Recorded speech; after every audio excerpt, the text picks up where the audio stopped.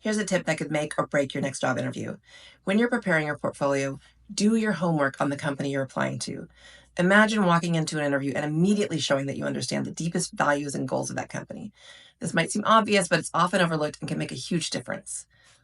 The first thing you want to do is make sure you read the company's missions and value statements and their principles. These are not just words on their websites. Companies take these very seriously, and they envision their ideal state around these values. Understanding them will help you tailor your presentation in a way that resonates with what they care about the most.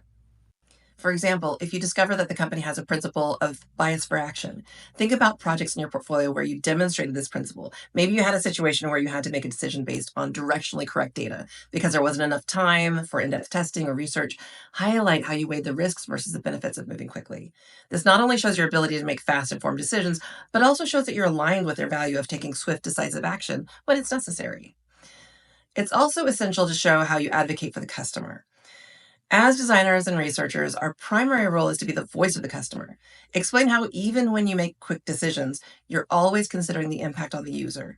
Share some examples of where you balance speed with customer centric thinking and ensuring that any risks taken are for the ultimate benefit of the user.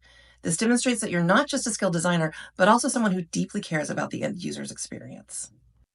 By doing this homework and tailoring your portfolio accordingly, you demonstrate that you're genuinely interested in the company, that you understand what matters to them. This makes you stand out as someone who not only has the skills, but also fits seamlessly into their culture. So before your next interview, dive deep into the company's mission, values, and principles. Reflect on your experiences and be ready to show that they align with what the company stands for. Doing your homework can set you apart and have a lasting impression. I'm confident that you can do great. And if you want me to share what I've learned about the patterns of most tech companies' core values, type more in the comment section and I'll make a part two.